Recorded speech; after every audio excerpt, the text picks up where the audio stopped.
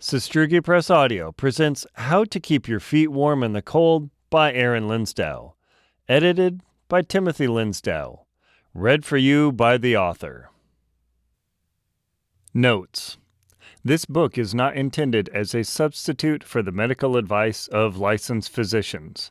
The reader should regularly consult a physician in matters relating to his or her health, and particularly with respect to any symptoms that may require diagnosis or medical attention. Product names are the property of their company's respective trademarks.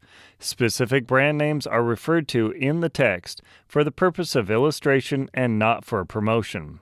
The opinions expressed by the author are based on his experience alone. They are not a substitute for proper training, sound judgment, and utilizing the services of a licensed and insured professional guide service. Introduction. The goal of this book is to provide you with a treasure trove of hard-won ideas on how to keep your feet warm and prevent frostbite while exploring. Feet and toes are the toughest part of the body to keep warm in cold conditions. Whether you are climbing a cold mountain like Denali, skiing to the South Pole, or trekking into a snowy mountain range in your backyard, the challenge of keeping your feet warm is constant. Some of the suggestions in this book may be obvious to the seasoned explorer, while to a beginner they are fresh and new. What is contained in this book is an entire series of steps to execute to ensure that your feet stay as warm as possible. The most important thing to you is to return home as you left it, with all of your body parts still attached and uninjured. The ideas in this book are a large collection of ideas and techniques to think about as you venture out into the cold. It may be overwhelming at first. Take each thought, each idea, and practice them out in your backyard before setting out into the cold. When your feet are freezing, you want to have a dozen tips in mind that this book provided. You do not want to be under duress, with sluggish thoughts from hypothermia, trying to figure out how to warm up. This book is meant to help you train your techniques and your mind. When you are finally out on your trek, you will be able to think back to a section and come up with a solution to your cold feet in short order. Sometimes things happen that are out of your control and you have to deal with them at that moment. A surprise storm can appear seemingly out of nowhere. A tent can tear in strong winds. You may accidentally spill water on your sleeping bag, soaking it. Any number of things can happen. You may stand outside your shelter too long, toughing it out, only to find that your toes are purple or even waxy and extremely cold to the touch. It's easy to become caught up in the moment. Remember that it's important to think years down the road. What seems important now will not be in a few decades, but the injuries you sustain, especially frostbite, will impact the rest of your life. Shelter management. Keep your tent windows and doors open at night. To the inexperienced, keeping tent doors and windows slightly open during the night makes no sense. Doesn't that let the warm air out, inviting cold air to take its place? Yes, that does happen. However, the same action that allows warm air to escape also allows moist air to escape as well.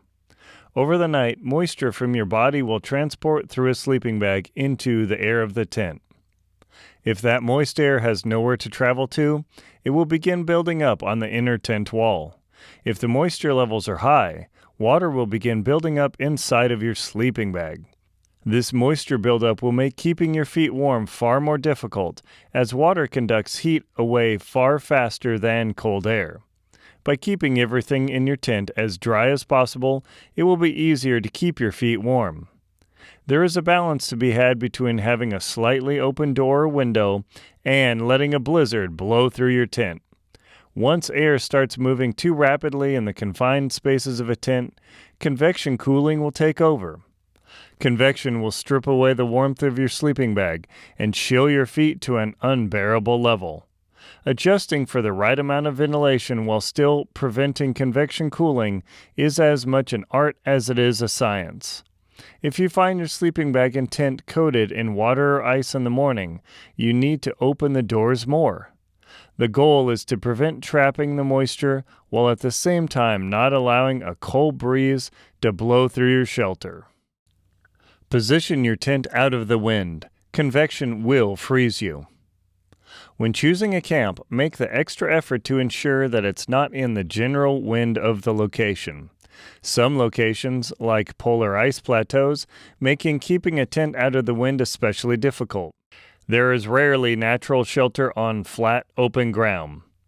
Once cold air starts blowing over a tent, it will quickly pull warmth away. This loss of warmth will in turn cause your feet to become cold if no other measures are taken. Sometimes it's not possible to find shelter for a tent. In this case, a shelter must be built. If snow or ice is available, build up a wall against the wind and put your tent behind that wall. Although the effort to build up a wall can seem substantial, the warmth increase for your body and feet will be well worth the hour it takes. This is especially true in constantly windy locations. Convection is a highly efficient cooling or warming force. Non-moving air does not generally conduct away too much heat. However, just a slight air motion of a few miles or kilometers per hour will make a huge difference to your comfort. By keeping your shelter out of the wind, you and your feet will enjoy a warmer night. Place your tent door out of the wind if possible. The corollary to keeping your tent out of the wind is to make sure the tent door faces away from the wind if at all possible. Although it may not be possible to place a tent in a sheltered position or to build a wall, the choice of tent direction is nearly always under control of the camper. The difficult part of establishing the correct direction to face a tent is if the wind shifts throughout the night. In areas where there is an obvious direction, the choice is easy. But if the wind shifts direction during the night, there may not be an obvious choice. Use a smaller, lower-profile tent. Consider the conditions of the location when you are choosing the style of tent you plan to bring on your trip. Lower-profile tents tend to perform better in windy conditions. They can make a difference in how warm you and your feet are. Tall dome tents tend to have more air volume in them, making them colder and more difficult to warm up. They provide ample space for sitting inside and moving around.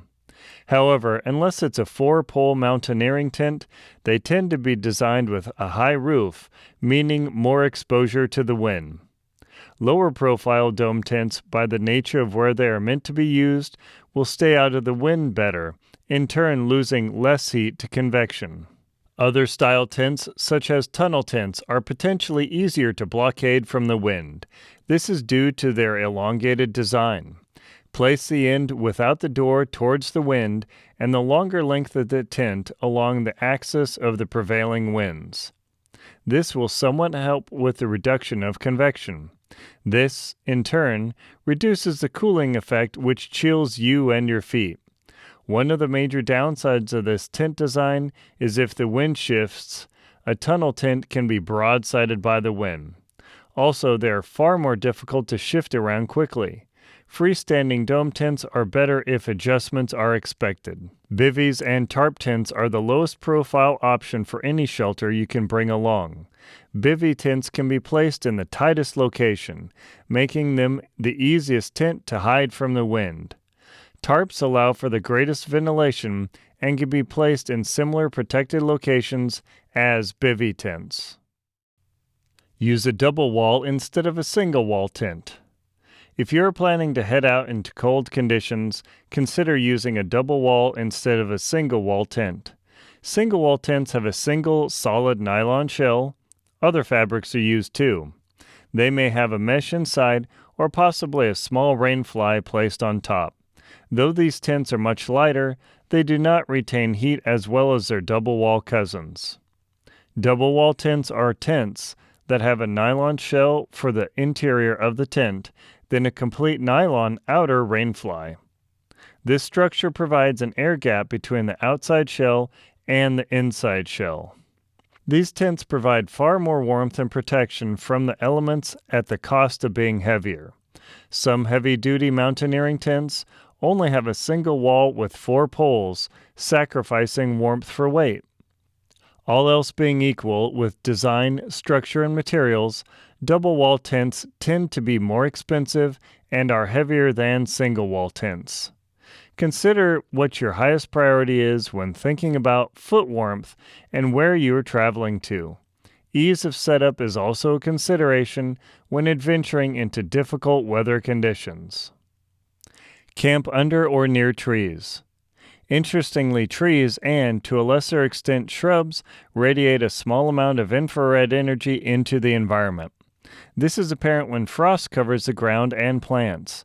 If the temperatures aren't too low, trees and shrubs will have frost melted off the ground around their root base. This is due to the tree re-radiating heat energy as it absorbs from the sun. The tree also generates a tiny bit of energy itself, causing frost to melt around them even in the absence of sun. The causes are complex and worth a read, but the net result is that camping next to trees or in a grove of trees will help warm you up and your tent ever so slightly. Also, trees can provide significant shelter from precipitation and wind, which will conduct heat away from you, making you and your feet colder. Do note that when camping near trees to avoid damaging their roots. Some trees have shallow roots easily damaged by camping on them. Be mindful of your impact on the environment you are enjoying. Avoid hammock tents.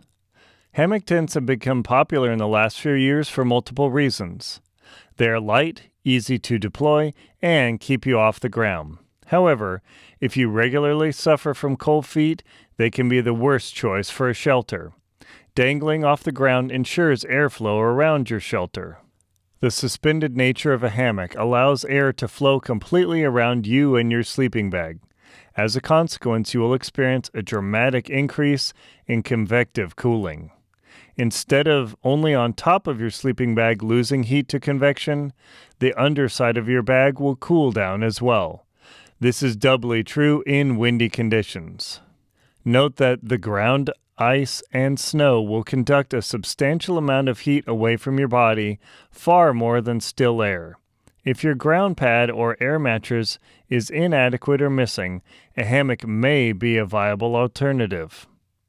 If you experience cold feet, adequately test your shelter choice in the coldest conditions possible before committing to it on a cold weather trip. Hammock fans may argue differently, as there are certain distinct advantages to this style of sleeping. Hammocks can protect you from ground animals, keep you off the snow, and reduce the weight you carry on a trek. Consider some locations will not have adequate trees or spacing to suspend a hammock, forcing you to sleep on the ground with little to no warming shelter. Avoid camping in depressions. In still air conditions, colder air will sink to the lowest depression and remain there. Colder air is slightly denser than warmer air, even in sub-zero temperatures, causing cold air to pool in small pockets. Staying out of small depressions in the landscape can make a large difference in how warm you can keep yourself and your feet. Digging a depression in snowy conditions is a difficult call, whether this will keep your tent warmer or make it colder. If there is a breeze or strong wind, sleeping in a depression may actually keep your feet warmer. Note that in still air, depressions will fill with colder, heavier air, but in moving air, the cold and warmer air will mix. A small depression may be exactly what you need to stay out of the wind. Avoiding wind will also help reduce the amount of heat lost to convection. Avoid camping in the bottom of valleys. The bottom of large valleys or ravines will often be colder than slightly higher up the hillside. Cold, denser air collects in the lowest elevation of valleys. Sleeping in colder air makes it tougher to keep your feet warm. Avoid camping in the bottom of a valley. By gaining even 300 feet or 91 meters of elevation out of a valley can make a several degree difference in the air temperature. If the option is available, take it. This will make a surprising difference, especially in the morning, in how warm you stay. You may have experienced this when hiking into a valley and then out of it. In cold conditions, the air in the bottom of a valley can be markedly colder. There are multiple factors that can impact valley air temperatures, such as air movement, plants, and general geography. However, as a rule, the bottom of valleys will be colder than up a hill. Moister air also tends to collect at the bottom of valleys as well. Valley fog is common if the weather conditions are right.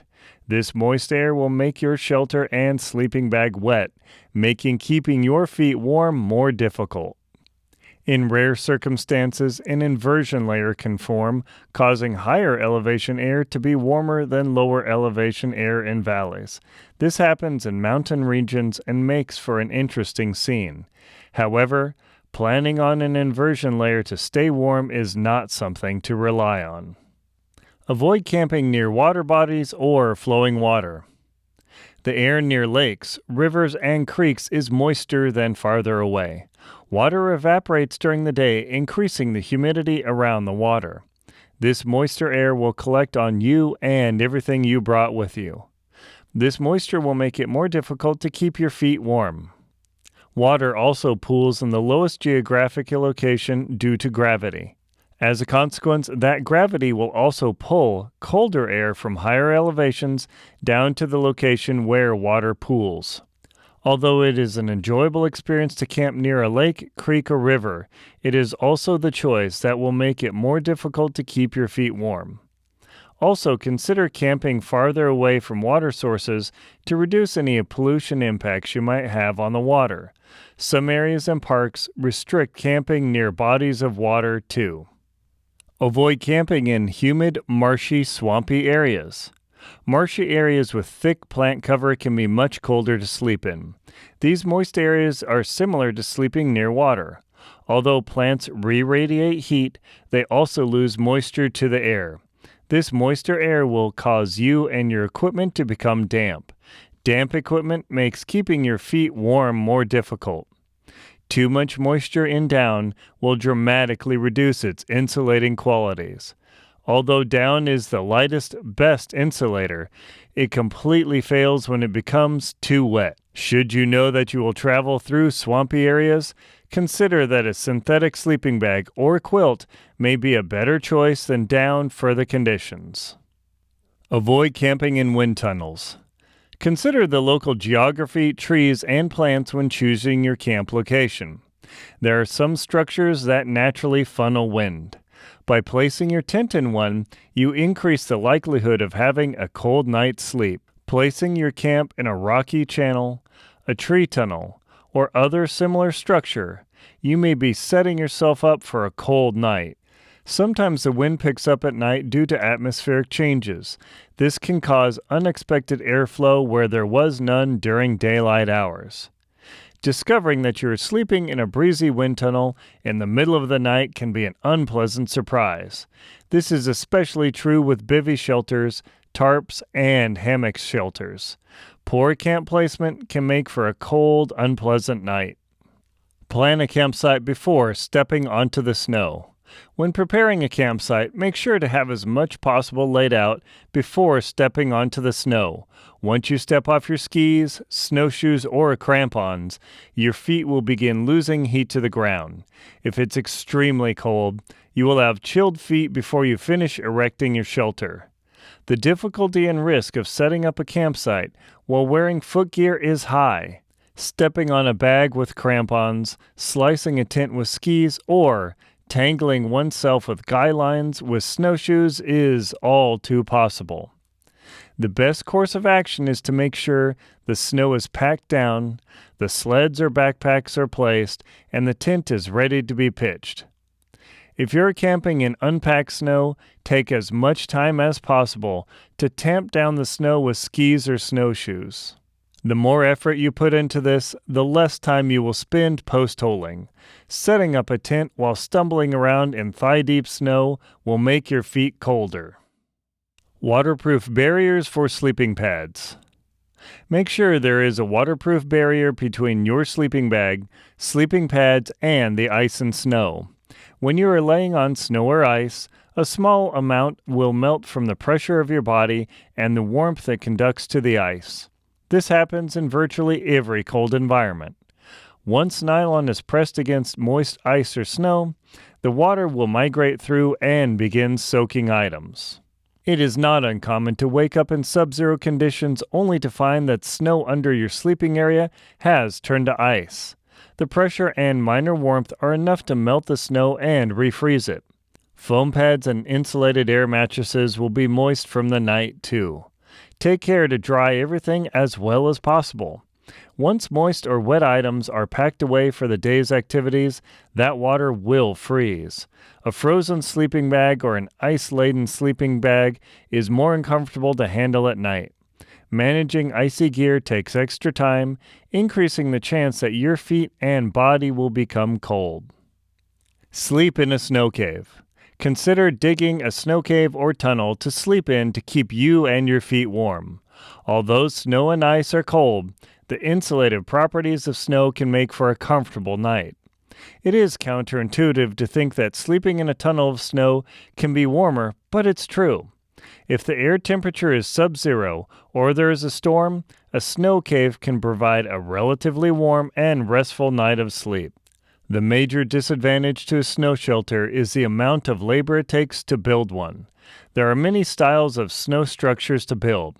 All of them take energy and work to create. If you have the time and inclination, they are well worth considering. Sleep system. Use a quality sleeping bag. In sub-zero temperatures, there is little that can substitute for a quality sleeping bag. Cold weather camping equipment is by necessity more expensive than its summer counterparts. The temptation to save money on a sleeping bag may be high, depending on your financial circumstances. This is one area, coupled with quality boots, where you do not want to scrimp. It is possible to use inexpensive tarps, backpacks, cookware, and other items. There are relatively inexpensive sleeping bags rated to 0 degrees Fahrenheit or minus 18 degrees Celsius. However, they tend to be rectangular and filled with synthetic insulation. A rectangular sleeping bag will not be as efficient as a mummy sleeping bag. Also, synthetic sub-zero rectangular sleeping bags will be large and heavy. This will, in turn, increase your workload, sweat, and likelihood of having chilly feet. Goose down is still regarded as the best overall insulation for sleeping bags. The higher the loft number, the lighter the bag will be for a given temperature rating. If you can, find out if a bag's temperature rating is rated to survival or comfort. There is a big difference in sleep quality if you are comfortable or if you are shivering because your bag is simply keeping you alive. Some manufacturers also mark the bag with temperature differences between men and women for sleeping. Use a mummy bag instead of a rectangular bag. There are two basic designs for sleeping bags, mummy and rectangular. Rectangular sleeping bags tend not to have neck baffles or side baffles. Neck baffles wrap around the neck area, preventing cold air from creeping into the bag when you move around at night. Side baffles prevent cold air from permeating the sleeping bag zipper, which runs most of the length of the sleeping bag. Many rectangular sleeping bags have zippers that run along the foot area. This increases the chances that cold will migrate into the bag as well. A mummy bag conforms to the human shape and looks remarkably similar to a classic Egyptian mummy in profile. The upper part of the bag is wider, while the area dedicated to the legs is much narrower. This means that only the fabric and insulation necessary for the human body shape is carried. A rectangular bag dedicates a substantial amount of weight to the leg area. Mummy bags do not. Mummy bags help reduce or eliminate drafts compared to a rectangular bag. Every time a person moves in a bag, their body momentarily creates a gap which may pull cold air into the bag. By utilizing a mummy-shaped bag, this drafting effect is reduced. The mummy design also includes a hood, whereas rectangular bags tend not to have this feature. The idea is that the mummy bag can completely envelop the body, reducing exposure to only the face or even the mouth. A traditional rectangular bag leaves the head and shoulders completely exposed to cold air, inviting the chance of cold feet. Use a mummy bag instead of a quilt. In recent years, synthetic sleeping quilts have become popular with long-distance backpackers. They have several advantages. They are easy to dry, have the ability to insulate when wet, and are arguably more durable than down bags. A quilt has the distinct advantage of not dedicating weight to insulation and fabric that is slept on and compressed. Sleeping bags with a significant percentage of down under the body are arguably wasted money and weight. Quilt proponents suggest that the backpacker's quilt, equivalent to an outdoor bed comforter, is more efficient because all of the weight is dedicated to the top and sides of the body.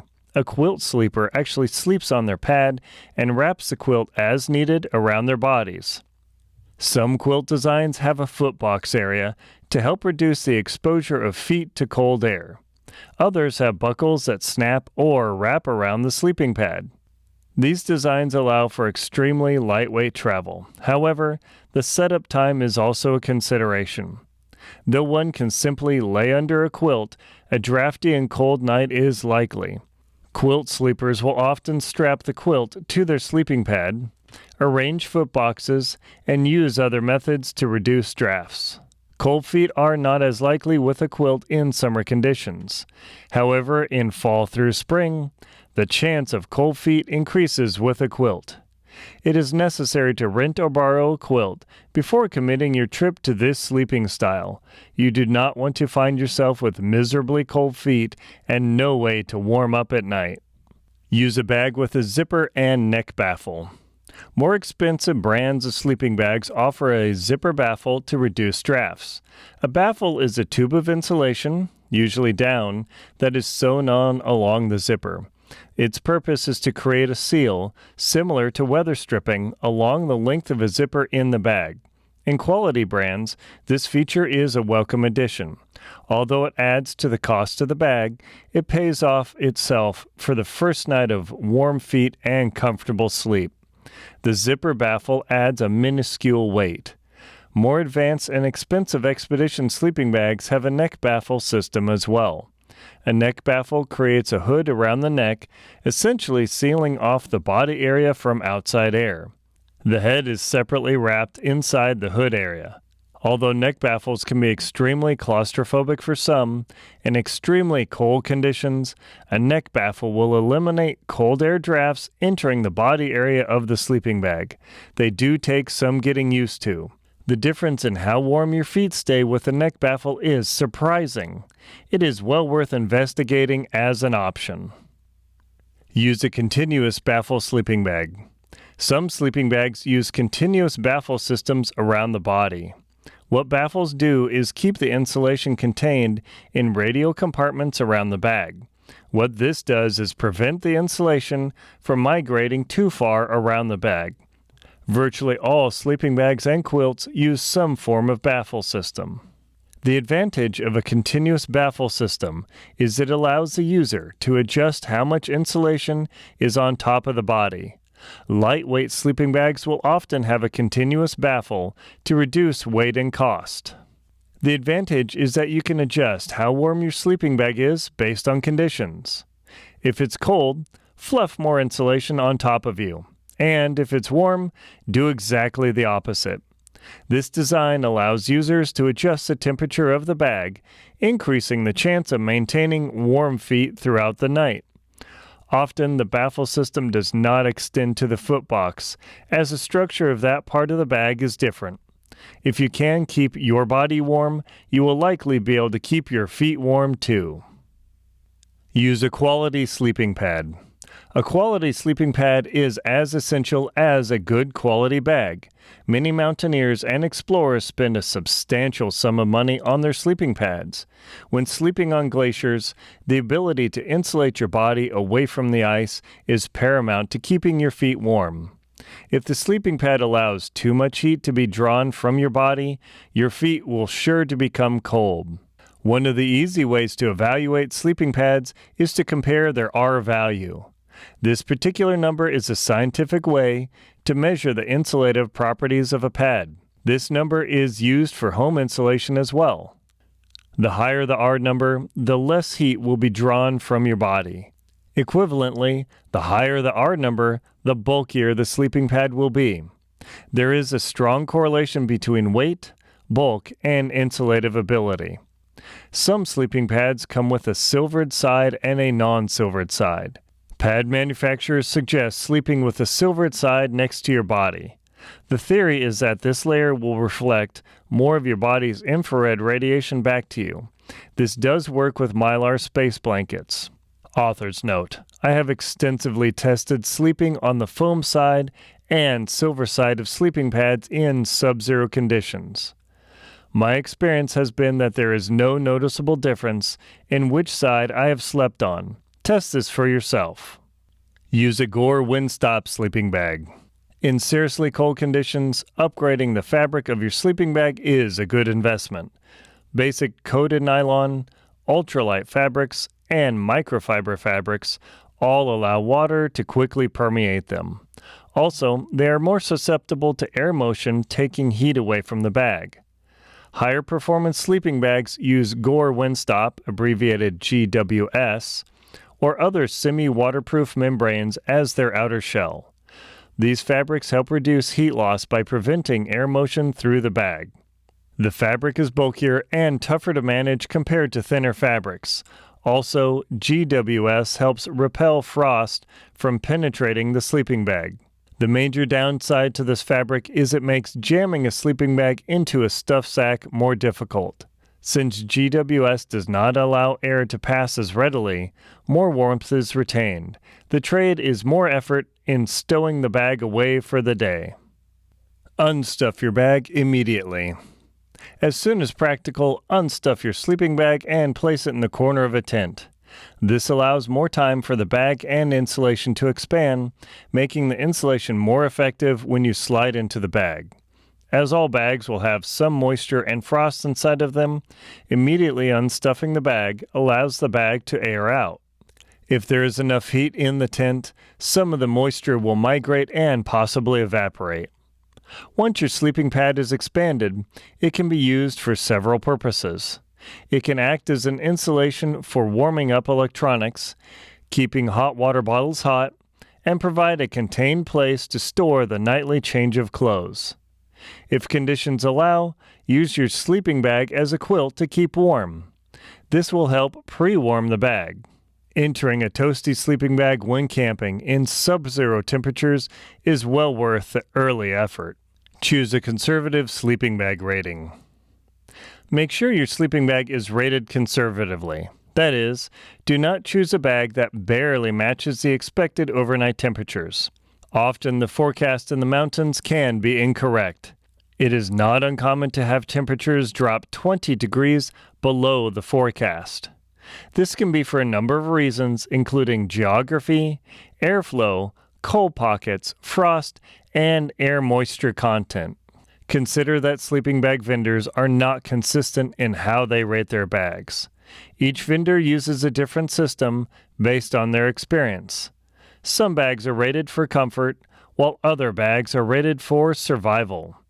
There is a huge difference between being comfortable at minus 40 degrees Fahrenheit or Celsius and trying to survive at that temperature. Survival means that your body will make it through the night, but you won't enjoy the experience. And, importantly, you will have cold feet through the night. Buy a sleeping bag with an overfilled footbox. Some sleeping bag vendors offer the option of overfilling the footbox to improve the foot area's warmth. This feature has to be custom ordered, as it is not as common an off-the-shelf item. Making a custom order will add to the cost. However, the difference between miserably cold feet and toasty warm feet is well worth the cost. Once a bag is put together, there is no easy way for a user to add down. This must be done at the factory. Use double sleeping pads and foam. One of the difficulties of using an air mattress is the fabric being cold. At extremely cold temperatures, there is an effect called cold soaking. This is when the nylon actually feels like metal, and it conducts heat away from body parts.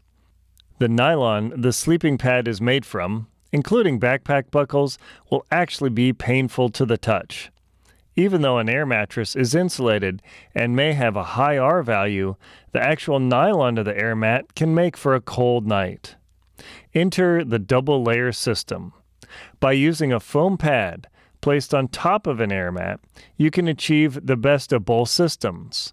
Thin foam mats are generally not as comfortable to sleep on. Air mattress fabric can feel cold for a long time when trying to fall asleep. By placing the foam mat on top of the air mat, you can achieve the best of both sleep systems.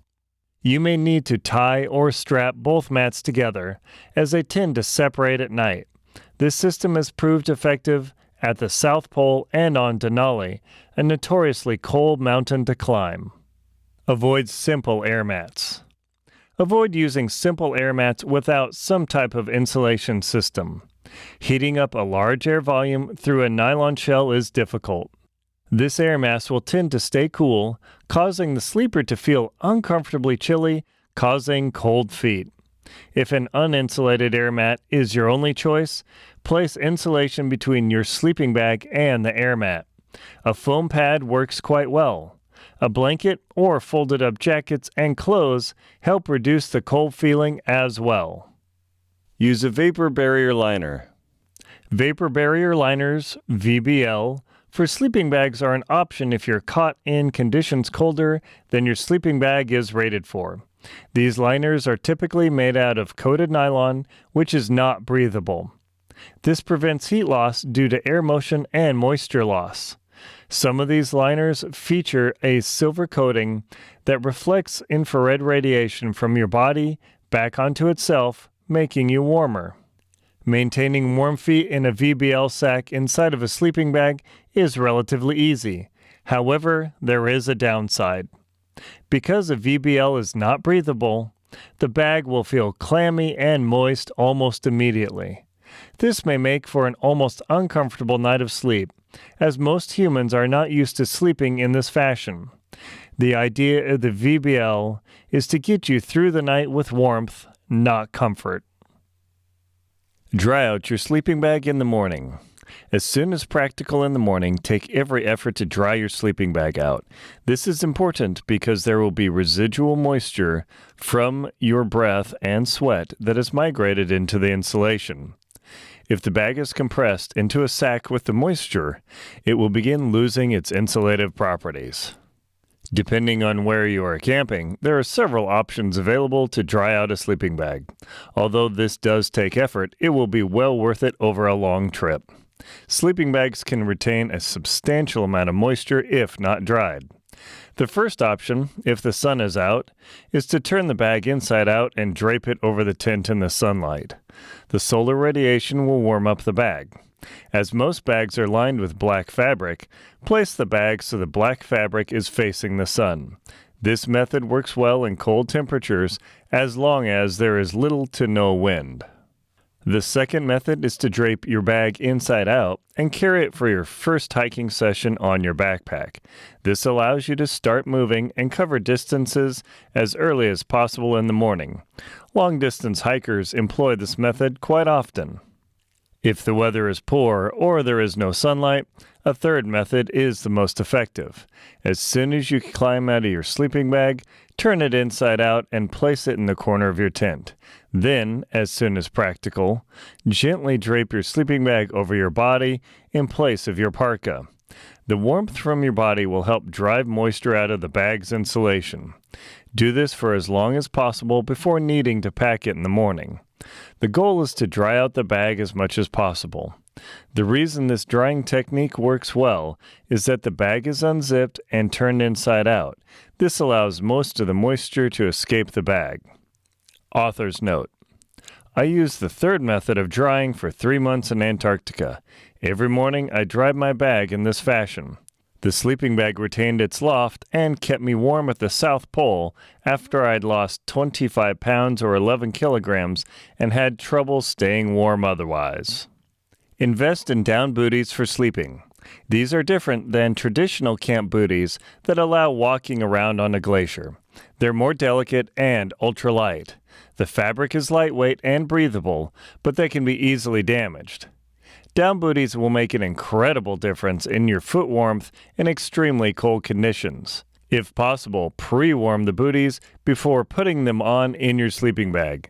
Sliding your feet into toasty booties during a blizzard is a satisfying experience. Use a synthetic sleeping bag in wet or humid climates. Synthetic insulating materials retain more heat compared to down when wet.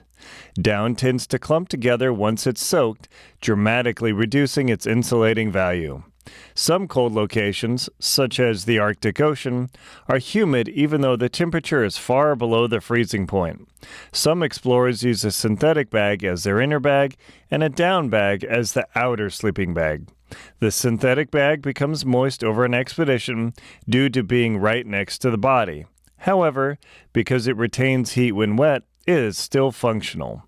Although wool retains heat when wet, it is not widely used as insulation in a sleeping bag. There are a few smaller manufacturers who do make wool sleeping bags. They are worth investigating if you find yourself unable to use down or synthetic fibers as insulation. Don't put anything on your bag unless it's down. When conditions are too cold for a sleeping bag, many campers mistakenly place outer layers on their bags in an attempt to increase warmth. Anything other than down outerwear will compress the down in a sleeping bag. This will cause the bag to lose loft. By compressing the sleeping bag down, the bag actually becomes colder.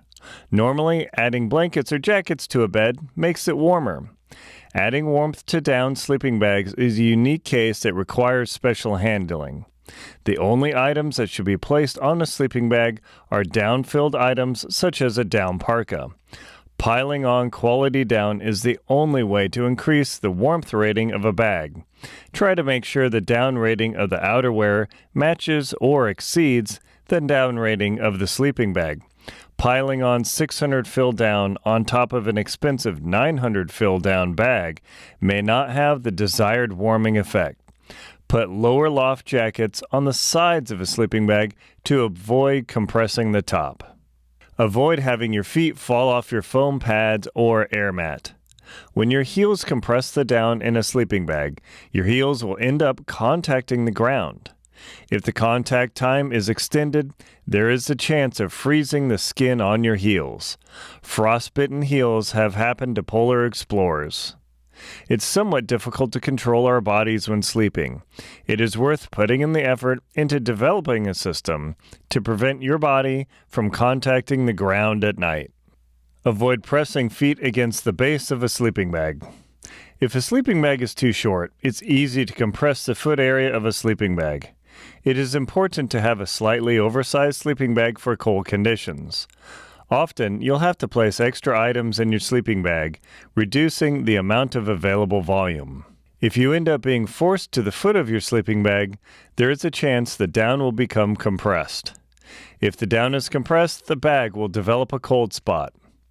The most difficult area to handle cold spots is in the foot box area. Take every effort to avoid compressing the down in the foot box.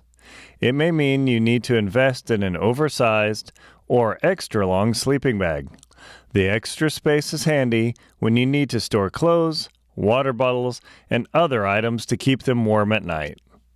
Avoid pressing the sleeping bag against the tent wall. As it's important to avoid compressing a sleeping bag from the inside, it's equally as important to avoid compressing the sleeping bag from the outside. Often, expedition tents are loaded with gear and have little space for maneuvering. It doesn't take too much to end up jammed against a tent wall during the night. One of the problems with having a sleeping bag against a tent wall is the temperature outside the tent. As the difference in temperature between the inside and outside can be as much as 30 degrees, it's easy to conduct cold into anything against the tent wall. It doesn't matter whether the tent is a double or single wall design. Ending up pressed against a tent wall will markedly increase the chance of ending up with cold feet in the middle of the night. Avoid using cots for sleeping in cold conditions. Sleeping above a dead air space below a cot is a sure way to have a cold night. The air below a cot is essentially impossible to heat up with a body. The problem is the air below a cot isn't contained. Even if the air against the bottom of the cot is warmed up, a slight air motion in the tent will draw away the heat. That process will continue throughout the night, generating a mild cooling convection effect. Although cots are comfortable in the summer, they are cold to sleep on in the winter. The only way to reduce a draft below a cot is to stuff insulation below it. If a cot is necessary and there are no bulk items available, place foam pads or blankets on top of the cot. Adding insulation will help reduce the cold effect from a cot. Avoid using bivy sacks in cold conditions without preparation. Bivy sacks can be warm and incredibly light. However, they trap moisture. This moisture can begin to soak the down of a sleeping bag, rendering it ineffective. Over a long trip, the moisture will continue to build up in the bag. Soon, this minor amount of moisture can cause ice to develop in the bag. Bivy sacks do not have any space to dry out a sleeping bag in the morning by design. The concept of a bivy sack is to reduce weight to the bare minimum. This weight reduction requires the user to seriously evaluate its advantages during a cold trip. Mountain climbers and long-distance hikers use these bags with great success. However, they do trade the weight advantages for the difficulty of drying out a sleeping bag. Fully test your bivy sack in the coldest, toughest conditions possible before committing to a long expedition. Avoid wiping moisture and frost off a down bag with your hands. When waking up in the morning in extremely cold conditions, your bag will likely be covered with a layer of frost. It is tempting to use a hand to brush the frost off. Avoid doing this for several reasons. The first reason is your hands will be chilled and wet in moments. In cold temperatures, getting any part of your body wet is unpleasant. The second reason is your hand will warm up the frost and drive it into your sleeping bag. The third is you are brushing frost all over your tent, which will again get into your sleeping bag. The best way to remove frost from a bag is to use a brush. Brush the frost off the bag into the tent vestibule or outside. Using a brush may not be comfortable initially. The brush method is more effective at preventing driving water into your sleeping bag. A cold brush also won't melt the frost at all. It's easier to remove frost and snow than dealing with a wet sleeping bag. Body management. Warm up before getting in your bag. After sitting in a tent in the evening for several hours, it's easy to become chilled. It's difficult to generate any sort of heat while trying to do some small exercises crammed into an expedition tent. Although it might be uncomfortable, putting on boots and stepping outside for 10 minutes can make all the difference in your sleeping comfort. By hopping out and doing a series of jumping jacks, high steps, push-ups, burpees, or whatever warms you up quickly, it'll pay off in the night. By sliding into your sleeping bag while your heart is pumping hard, you'll warm up your sleeping bag much faster than if you were to skip the exercise. It can be difficult to motivate oneself to climb out of a tent in the dark when it's minus 40 degrees Celsius or Fahrenheit. The dividend of going to sleep with warm feet is well worth the discomfort. That short time outside can help you fall asleep far faster. When your feet are cold in your sleeping bag, it can take an hour or more to fall asleep. The trade is well worth the momentary annoyance of being outside again after a long day. Keep your feet dry during the day. If at all possible, avoid sweating during the day. If your body is sweating, your feet are going to be sweaty. Unless your toes and feet are already aching from the cold, they generate some amount of sweat during any activity. If they are cocooned inside of a large boot, they will slowly moisten the boot insert as well as the boot liner. If the boots are made out of leather or other absorbent material, that boot will become moist on the inside as well. It is possible to have a completely moistened boot liner by the end of the day, even in minus 40 degrees Celsius or Fahrenheit temperatures. The nature of boot insulation will cause that. The goal is not to let your body become so warm that you begin sweating. Once your feet wet the boot, it will not dry during the day. When you take an activity break, that moisture will rapidly cool the boot and your foot. With no heat coming from your feet, it is possible to have the boot develop frost and ice as you stand around in extremely cold temperatures. By avoiding sweating and traveling slightly cool, you will actually keep your feet warmer by preventing moisture buildup. Avoid going to bed with wet feet. If you end up with moist or wet feet at the end of the day, it is imperative to dry them off at the earliest possible moment. When you enter your tent, making drying out your feet and warming them up is a top priority. It is easy to ignore wet feet and focus on other nightly tasks like melting snow for water, cooking, and repairing gear. Ignoring your wet feet will cause you to have cold feet throughout the night. That moisture will also creep into your sleeping bag and down booties. Once down becomes wet, it will not retain heat. Drying out the footbox area of a sleeping bag is especially difficult, as it's an awkward shape to spread out. Also, your feet don't generate a substantial amount of heat while you sleep. There will not be enough heat energy to drive the moisture out of a sleeping bag footbox if the down is too wet. Avoid eating right before going to sleep. When you eat at night, make sure it's a significant amount of time before you crawl into your sleeping bag. When you eat, your body shunts blood to your digestive system. This transfer means there's a little less blood flow to your feet. It needs time to process the food and carry nutrients to your cells. Once the primary digestive effort is underway, after you've finished eating, your body will focus less on putting energy into digestion and allow your feet to warm up. This coldness is often felt by people in chilly weather. As soon as people eat, they'll feel extra cold. You may have experienced this when leaving a restaurant in the winter. Understanding the dynamics of the human body's blood and heat transfer system will help you better prepare for camping in cold, snowy conditions. Keep your feet trimmed of dead skin. Maintaining the skin on your feet will contribute to the overall health and warmth.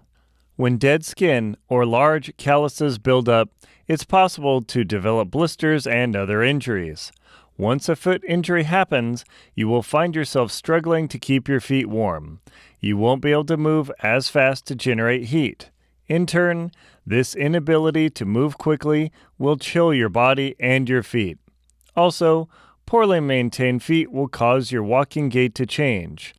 Over long distances, this can cause debilitating injuries due to imbalance. Again, this can cause cold feet because you will spend time convalescing to recover from your injury. Relieve yourself immediately. As soon as you wake up at night and find the need to relieve your bladder, take care of this issue as immediately as possible. The longer you resist the urge, the colder your feet become. One of your body's physiological responses is to make your feet cold to wake you up when your bladder is full. You may have noticed that you have repeated cold feet when you wake up 3 to 5 times a night for the call of nature. You may erroneously conclude that your sleeping bag is inadequate when in fact your body is simply sending a signal. As soon as you relieve yourself, you may feel an unexpected warmth return to your feet. If possible, keep your feet insulated when arising at night. Keep them in your sleeping bag or at least in down booties. It is actually possible to relieve yourself without leaving the comfort of your sleeping bag. This technique takes practice. But once mastered, it helps you fall asleep faster while camping. Eat a high-power meal at night. If you are traveling in tough conditions or at altitude, the temptation may be to eat lightly at night. You want to make sure to eat a good, energy-filled meal in the evening. You will often try to sleep for at least 8 hours through the night without eating. Your body needs enough calories to carry you through without going hungry. Imagine not eating during your workday at all. Even though you are at rest, at night, you won't need as many calories. Your body still needs them to recharge itself. That takes energy.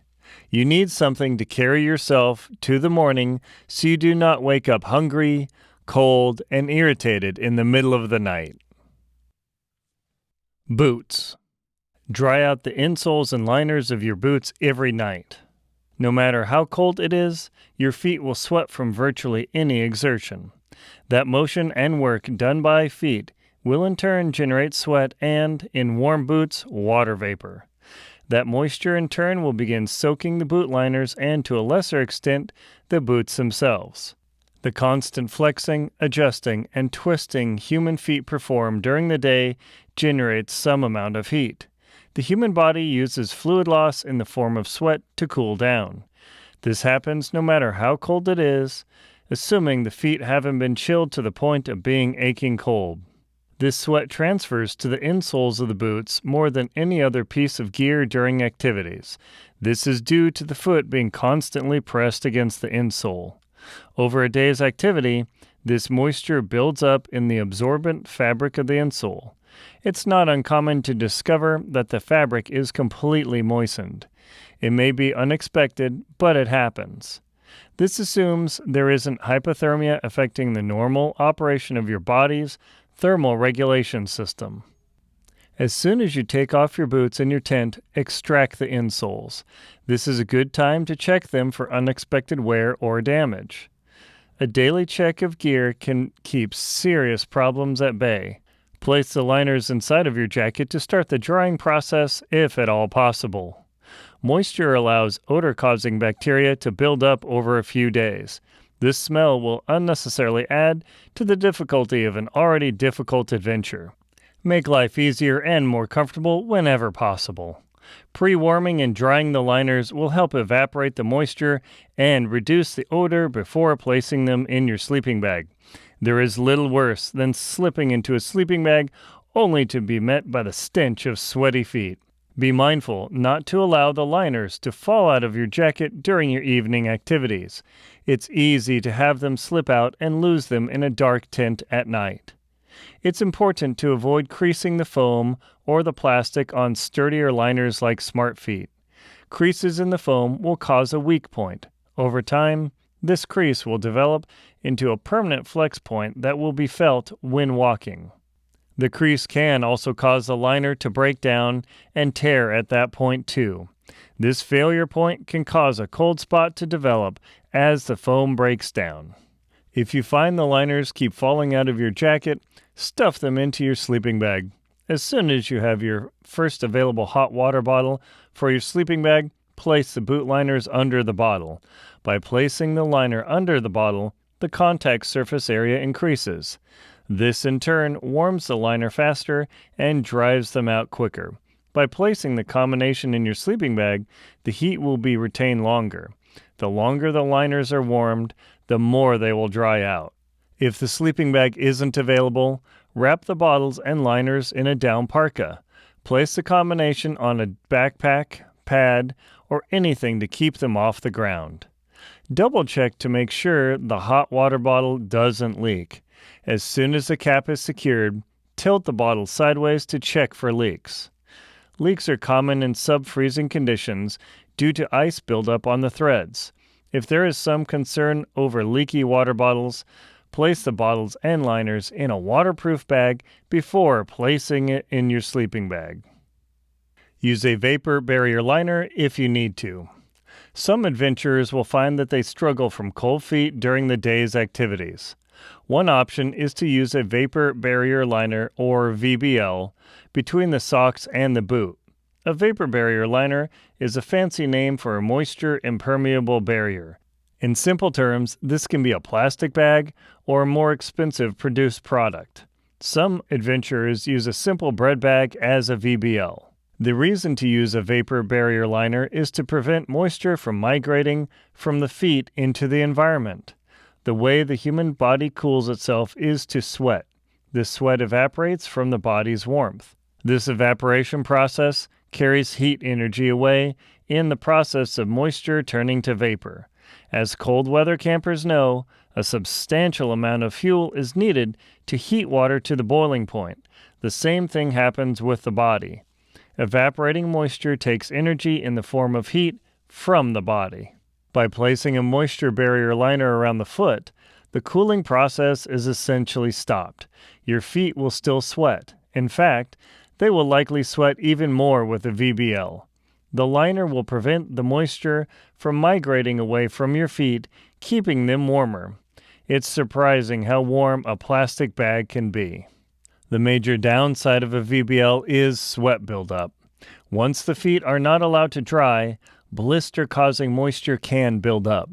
It is not uncommon to see uncomfortable skin tears or large blisters by people using VBLs. Using a plastic liner is something to experiment with in cold conditions prior to departing on an intensive trip. You do not want to discover that your feet react negatively to being unable to breathe. Some find VBLs to be perfectly comfortable, allowing them to use a lighter boot for their adventure. Others can't stand the clammy feeling of their feet being plastic wrapped. Author's note: no matter how cold it has been, I value dry feet. I do not want a massive blister to tear off the bottom of my feet. Having to walk on raw, torn skin for countless miles is something I try to avoid at all costs. Dry out your boots by using a hot water bottle. If you have a spare hot water bottle or two, slide them into your boots at night to dry them out. The smaller half-liter bottles are excellent for this activity, as they will fit much farther into a boot than a 1-liter bottle. Check your boots on occasion to see how well they've dried out. You can usually tell they're dry when they're warm and have stopped steaming. You may be surprised how much steam will draft off a moist boot from a hot water bottle. Author's note: use the hottest water bottle you can handle. Although some argue that you shouldn't use boiling water, bottles rapidly cool down in sub-zero temperatures. Over the span of 20 years using this technique, I have never noticed any damage or degradation. Even with boiling water at altitude, the bottles feel only slightly too hot to touch, and only for a short time. The industry standard is 140 degrees Fahrenheit or 60 degrees Celsius for an object to be too hot to touch for longer than 5 seconds. I have rarely been able to make a 1-liter bottle that hot in cold conditions. Make sure your boots fit properly. Ensure that your boots fit properly before venturing out into the cold. There is a temptation to try out brand new boots, untested, on a trip. This is a mistake. Some boots need to be broken in before they feel good to your feet. Any boot with foam or wool liners will take some time to conform to the shape of your feet. You want to test the fit of your entire sock system from the warmest to the coldest possible conditions. Countless inexperienced hikers have purchased boots the day before a trip. Invariably, this mistake ends with debilitating blisters and possibly frostbitten toes. The goal is to never take untested tools into the field, including your footwear. Use insulated boots. Should you find that your feet become uncomfortably cold in regular leather or synthetic boots, it's time to invest in an insulated boot. There are countless designs and manufacturers with new ones appearing every year. You will need to evaluate what is the correct boot for your activity, whether it's skiing, snowshoeing, climbing, hiking, or otherwise. As you move into the realm of a single-layer insulated boot, you may find the choices bewildering at first. Shop around. Talk to experts who have personally used products in the field rather than someone simply trying to make a sale. Although well-intentioned, some sales staff may be unfamiliar with the real experience of using what you're looking at in tough conditions. Insulated boots, especially mountaineering boots, are a substantial investment. You want to give yourself time to evaluate before purchasing. There are boots rated to far below zero. Note that suede boots rated for ultra-cold activities in the snow do not dry well. Use double boots. Should you be climbing at high altitudes or trekking in sub-zero conditions, you will need to step up to double boots. Double boots are different from insulated boots in that they have a removable liner. This liner often comes in the type of a bootie that doesn't function by itself. The outer shell of the boot is often plastic, hence the term plastic boots. These boots are almost always made of synthetic material and can be substantially more expensive than basic boots or even insulated boots. Again, talking to experienced climbers and hikers who have used these boots will pay off. If you have a particularly wide foot, it will be a challenge to find a boot that fits well. You may need to purchase a larger boot to accommodate your foot box and add a heel cup to take up the floating space. If at all possible, try out the boots before purchasing them at a store. Bring your largest and smallest possible sock combinations. Also, try these boots on in the afternoon when your feet have swollen. If boots fit well or snug in the morning, they may be painfully tight by the afternoon. You will likely need a larger gaiter to accommodate substantially larger boots. Use triple boots. Should you be climbing or trekking on some of the coldest mountains, like Denali, Everest, and Mount Vinson, or standing around in minus 40 degrees Celsius or Fahrenheit temperatures, you may need to consider triple boots. These boots are similar to double boots, but come with an integrated insulated gaiter. They are often quite expensive, highly specialized, and heavy. Only a few manufacturers make them, like Magellan and La Sportiva. If you can find them, U.S. military-issue Mickey Mouse boots are considered some of the warmest boots for extreme conditions, as they have an integrated vapor barrier liner along with a large quantity of insulation. Use overboots. Should you only need extra warm boots for camp time on high mountains, look into purchasing overboots for your insulated or double climbing boots. These overboots are designed to wrap around your boot, creating a third layer of insulation. They are somewhat awkward because you have to make sure they fit your climbing or ski boots and are compatible with your crampons, skis, or snowshoes. Overboots are specialized and few manufacturers make them. One such vendor is 40 Below. You may be able to find overboots from Mountain Hardwear and MSR as well. Use thick wool felt boot liners. If you have trouble with the ground conducting heat away from your feet, add a separate set of thick wool boot footbeds. These can either be complementing or supplant the existing liners that come with the boot. These thick wool liners will change how your foot fits inside the boot and require testing prior to setting out on a trek. Depending on your sock system and how well your boots fit, they may wear out faster than foam liners. If you are relying on them, make sure to bring a spare pair on an extremely long expedition. The small addition in weight and expense will pay off when the first liners fail from wear. Use mylar-coated extra thick insoles. For extremely cold conditions, look into using mylar-coated boot insole replacements. These special liners are extra thick. They also feature a silver liner to reflect the infrared heat back towards your feet, reducing the amount of heat conducted away. These also have arch support and other features unique to them. Superfeet sells them under the brand Red Hot. Other vendors may have similar products. Avoid letting boots freeze at night outside of your tent. Preventing your boots from freezing solid during the night will make a substantial difference in keeping your feet warm in the morning.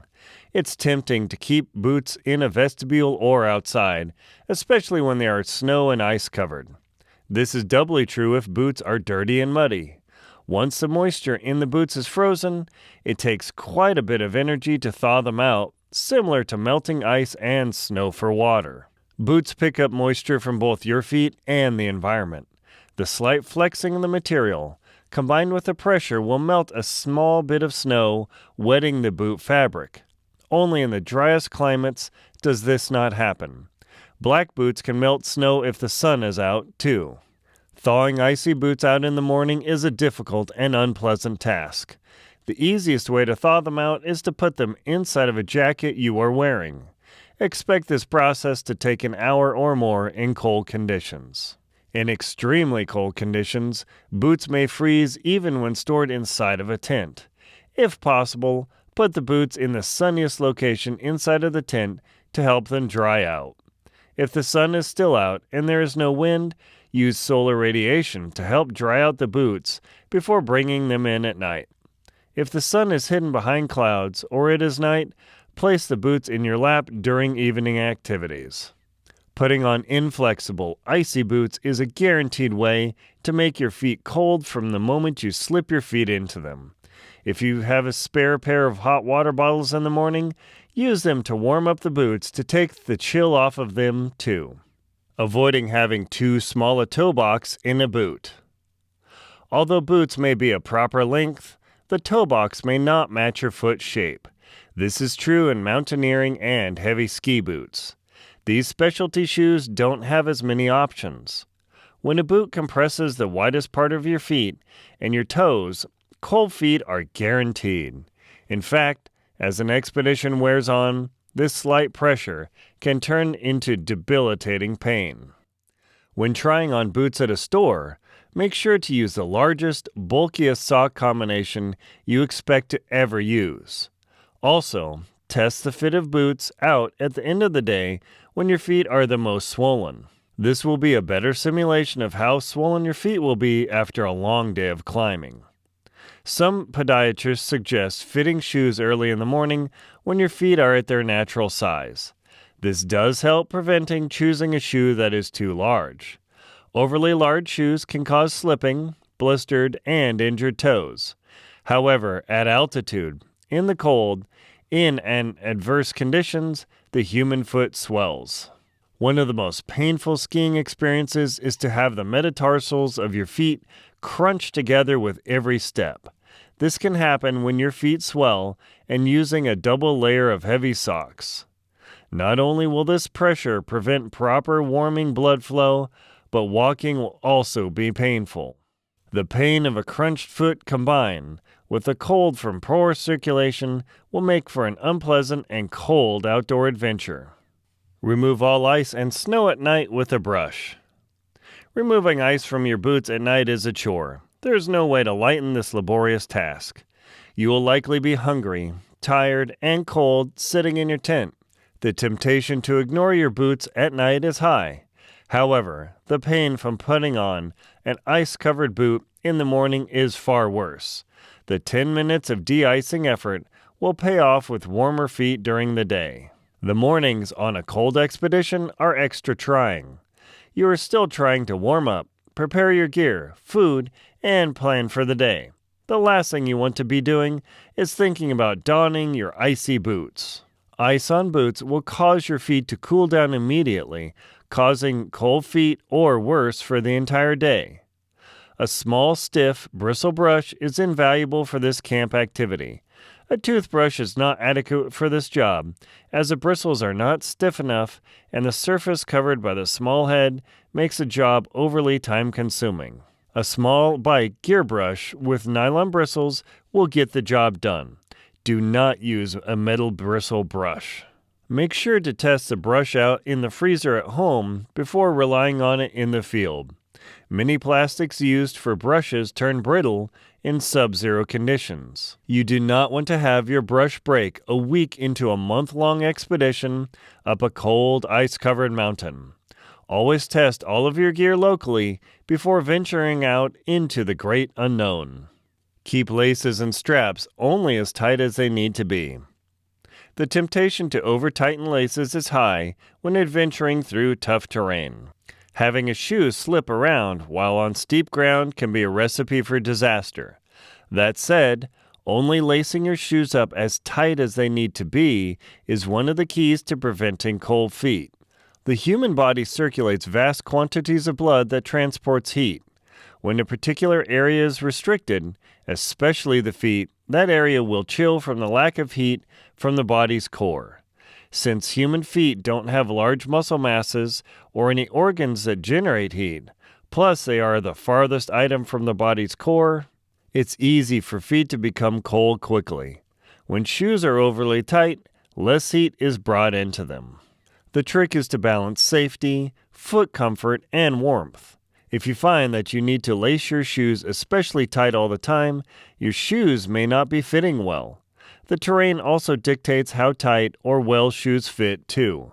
For skiing, properly fitted boots is paramount to control and safety. That is partly why downhill ski boots have so much insulation. To provide control without overcompression, there has to be a large contact surface area. This helps insulate the feet as well as transferring the skier's intent to the skis. Consider changing the lace or strap tension when climbing up or downhill. Often, a looser lacing will be more comfortable when traveling uphill. There is less strain on critical ligaments and tendons, especially the Achilles, when shoes are looser when walking uphill. Traveling uphill generates more heat, too. When walking downhill, tighten up your shoes to prevent slipping and injuring toes. Since walking downhill generates less heat, this is a prime time for colder feet. Not only is your body not generating heat, but you will also need tighter laces and straps for comfort and safety. Be mindful of your feet's temperature when traveling downhill. Make adjustments as necessary to balance the need between warmth and control. Waterproof boots versus breathable boots. General waterproof hiking boots tend to be warmer than mesh and highly breathable boots. Other boots rely on the natural water repellency of leather. Leather boots without a liner require the user to apply a waterproofing, such as open-offs, nick wax, or other water repellents. The trade is that your feet will become sweatier and can become colder for longer periods in completely waterproof boots. Being able to dry your boots will become important over a long, cold expedition. Sometimes this may be difficult to impossible to achieve. If you find you need to dry your boots in the cold, you may need to upgrade to boots with a removable liner and outer shell, such as double boots. These boots are warmer, but are more expensive and bulkier. The trade is that you can remove the liner and dry them overnight. The outer shell of these boots absorbs little to no water. Clothing. Utilizing the layer system of clothing is one of the most effective ways of keeping your feet warm. The goal of the clothing layer system is to make adjusting your comfort level easy compared to using a single, bulky insulation item. The layer system involves using a warming undergarment layer, a shirt, and pants on top of that, then a light jacket, then a heavy jacket or parka, insulating pants, and a storm-repellent outer shell. This system allows you to stand up to precipitation and wind in the coldest of conditions. By maintaining your core temperature, keeping your feet warm is easier. The layer system also applies to footwear. Start with a thin, synthetic liner sock, then add a wool outer sock, then add an insulated or double boot if necessary. By building up your warmth system in layers, it's possible to withstand the coldest temperatures. Wear an extra warm hat. Should your feet be cold, put on a warmer hat. The human body loses roughly the same amount of heat per unit area across its surface. However, the head is the last place people put effort into covering. As a consequence, the net heat loss from an uninsulated head is far higher than the rest of the body. By putting on a warmer hat, you will reduce the amount of heat lost via your head. This small but significant reduction in heat loss can make all of the difference in keeping your feet warm. Once your body detects that its core temperature has dropped even slightly, an entire sequence of events is triggered. One of the defense mechanisms is to limit blood flow to the extremities, e.g., that is, feet and hands. As a consequence, these body parts become cold first. By preventing this chilling from happening in the first place, by adding a warm hat to your head, you can keep your feet warm. Layer up hats. If a single hat is not keeping you warm, causing your feet to become cold, add a second and even a third hat to your head. This approach, combined with the layer system for the body, will make a substantial difference in how warm your feet stay. Although it seems peculiar to add multiple hats to your head, this method is highly effective. This is doubly so when sleeping. By ensuring your head is extra insulated, you will have done your feet a service by preventing heat loss across your body. Preventing heat loss everywhere on your body reduces the likelihood that your feet will become cold. By adding multiple hats to your head, you increase the total insulation on your body. This increase reduces heat loss and prevents the body from shunting blood flow from your feet. Invest in a balaclava and buff. Should your hat system prove to be inadequate, use a balaclava and neck buff or scarf. These two headwear items will go a long way to keeping your head and neck warm. As these areas are not thought of as important for keeping your head warm, they're easily overlooked.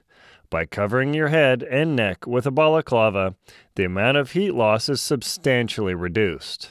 A balaclava also prevents cold spots between your neck and head. Although a hat does help reduce heat loss, an uncovered neck will lose heat as well. Large blood vessels travel near the surface of your neck. Due to that proximity, the loss of heat can be higher. The effect is similar to a heat exchanger. There aren't many clothing items that are available to reduce heat loss on the neck. A balaclava or a neck buff will fit this purpose by eliminating commonly missed cold spots on your body. Keep the down outerwear dry. It is imperative to the warmth of your feet to keep your down outer layer dry. Once down is wet, it loses its insulative properties. Once your jacket fails to maintain your core temperature, it reduces blood flow to your feet, making them feel cold. Your foot temperature will actually reduce, increasing the likelihood of frostbite. Your jacket layer is the largest piece of outerwear. As a consequence, it's important to maintain its insulation ability as well as possible. Use insulated pants. Should you find yourself heading into an extremely cold location, consider adding insulated pants to your kit. Normally, insulated pants are reserved for climbing Denali, Everest, or Mount Vinson in Antarctica. These insulated pants are another layer on top of the fleece-lined pants, increasing the wearer's comfort. They are similar to insulated ski pants, but are used in addition to an already existing warmth layer. Often, these pants will have side zippers, so they can be donned without removing boots or crampons. This ability is important because you will not want to strip off your boots while in a storm on a high mountain. Use long underwear. Gone are the days of the red hatchback, scratchy wool long underwear. Modern manufacturers have changed their wool supplies and how the fabric is woven. Now, modern merino wool is comfortable, not itchy, and incredibly warm for the weight and bulk it adds. By adding long underwear that looks exactly like tights or leggings, you can dramatically reduce heat loss from your legs. The fabric weave of long underwear is such that it stretches and shapes to your legs. Some companies add a small amount of elastic synthetic fabric to improve fit. There are also multiple weights of wool for long underwear as well. Each vendor uses its own system to denote the warmth level. It is even possible to wear 2 pairs of long underwear in addition to all the other pants layers. Pulling on multiple layers of long wool underwear can be trying, but the improved warmth of your feet will be well worth the effort. Dry your socks for the next day inside a sleeping bag. Having dry socks is paramount to keeping your feet warm. Putting on already cold, moist socks in the morning virtually guarantees cold feet during the day. Although it's not likely to have a clothes drying machine available on an expedition, you can use your body and sleeping bag as the next best thing. Your body is a heat source that is usable and, of course, with you at all times. Take both of your socks. Gently roll only the tops together to keep the pair together in your bag. Then, stuff them inside your sleeping bag as soon as you switch to your evening pair of socks. If you even need to start the drying process earlier, stuff the socks between your shirt and jacket. The goal is to keep the socks away from your skin while at the same time exposing them to a heat source. The human body is roughly equivalent to a traditional incandescent 100-watt light bulb in terms of heat generated. As children discovered using a light bulb-powered oven, 40 watts of power is more than adequate to bake cupcakes. The human body generates over twice this amount of heat energy. By utilizing it, it's possible to dry damp clothing items overnight. Note that only moist or damp clothing items can be dried. If your socks, pants, or shirt or other item is completely soaked, this technique will not work. In fact, wet items will transfer the water to the sleeping bag, soaking the down. Wet down does not insulate when it is completely wet. Interestingly, the The moisture from your socks doesn't impact the moisture in your sleeping bag if you dry it out. Over a longer trek, the moisture from your body, breath, and any items in your bag will permeate the down in your sleeping bag. This moisture from your body far exceeds the small amount of water inside a pair of socks. There is enough heat produced by your body to drive the moisture to the outside of your sleeping bag. Wear an extra fleece jacket. Consider using a full-length zipper fleece jacket as your second or third layer. A quality fleece jacket makes for a versatile piece of your layer system. Fleece, made from various weaves of polyester, will retain warmth when wet. The zipper down the front of the fleece jacket makes it possible to adjust warmth. You can warm yourself up or, as importantly, cool yourself down. Good quality fleece tends to be thicker. Thinner fleece tends to pill and thin out over time. Polar fleece is an excellent option for this. There are also wind-resistant fleece fabrics. This class of fleece helps prevent air from pushing through the jacket, reducing heat loss. By adding a fleece layer to your clothing system, you can improve your body's warmth, which will in turn keep your feet warm as well. Use camp booties. Camp booties are well worth the investment in snowy conditions or on glaciers. These lightweight camp shoes allow you to walk around without having to wear your expedition footwear, often double or triple boots. They are usually lined with synthetic fibers, making them water resistant. Even when these booties become moist, they will retain heat better than down booties for sleeping. They have non-slip soles, making walking on ice and snow safer. They also have higher sides, reducing the chance of snow falling into them. Author's note: I use camp booties from 40 Below. These booties have served me well on Denali and on winter Yellowstone ski expeditions. I was able to walk around camp at 14,000 feet or 4,330 meters, Camp 4, in a blizzard with warm feet using only these booties and my Smart Wool hiking socks. Wool or other natural fiber versus synthetic socks. The choice of fabrics and fibers to keep your feet warm is a personal one. Both synthetic and natural fibers have both advantages and disadvantages. Synthetic fiber withstands abrasion far better than wool. However, it retains odor-causing bacteria, which can smell far worse than wool. Both fibers retain heat when wet. Wool shirts and long underwear can develop holes more readily than synthetic shirts.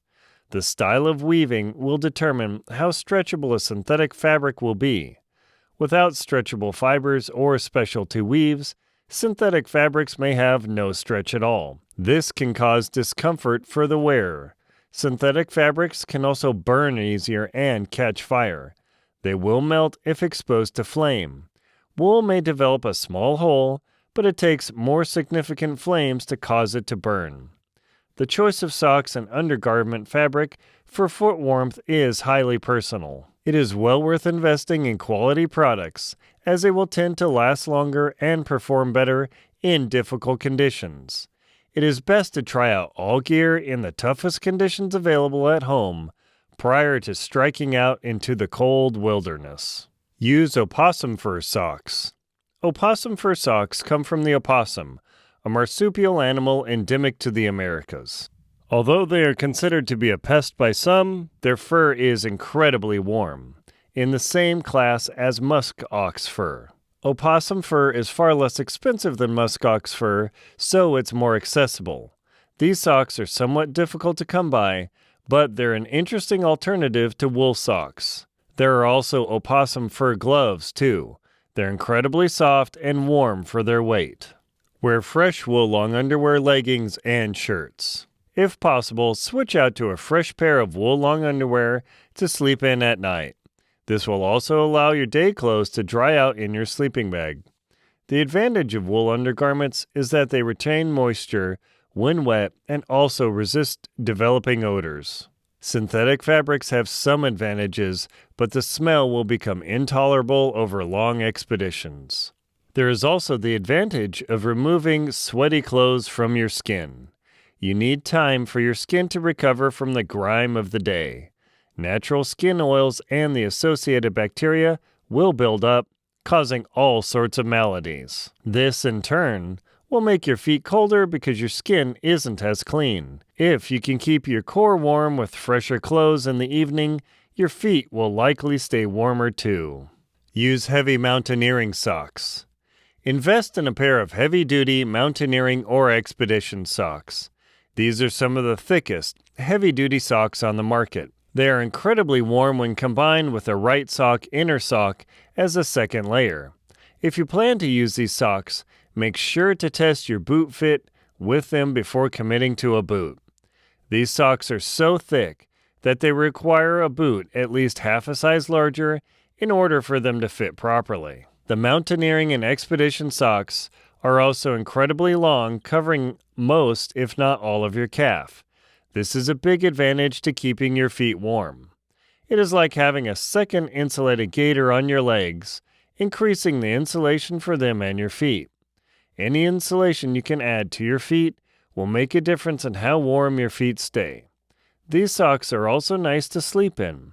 They're softer and thicker than standard wool socks. They also pair well with down booties for sleeping. These socks are also good for a summit sock. Hold a fresh, new, or newer pair in reserve for your summit attempt if you're climbing a mountain. Using a sweaty, grimy pair of socks during a final summit push can be unpleasant. Having dedicated socks to reach the peak of a mountain will make a positive difference in the experience. These fresh socks will also keep your feet warmer too. Use waterproof sealskin socks. Sealskin socks are a specialized vapor barrier liner that looks and feels like a normal sock. They do not have any real stretch to them, so they have to be correctly sized. If they are too large or small, there is little you can do to adjust. They're well worth trying at a local store if at all possible. Sealskin socks are far more pleasant to use than plastic bags over your feet as a VBL. Although their purpose is to keep your feet dry in drenching water conditions, they work incredibly well as a warmth layer. They don't allow moisture transport, preventing heat loss from your feet. Avoid overstuffing socks. Overloading socks onto your feet and stuffing them into your already tight boots will cause your feet to become colder. One of the difficulties with cold mountaineering climbing and polar trekking is a variety of conditions you will encounter.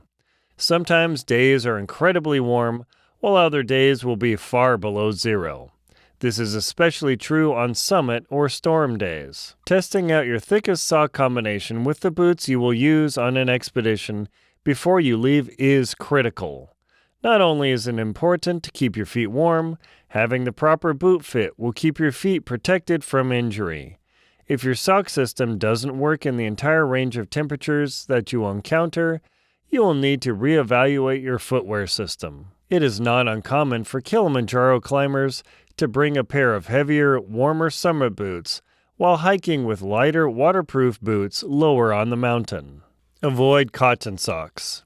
As a general rule, cotton socks are to be avoided in outdoor pursuits. Cotton is quite comfortable for a single day. It's an incredible fiber and has proved its use over the centuries. However, it is arguably the single worst material for keeping your feet warm. Cotton does not wick away water.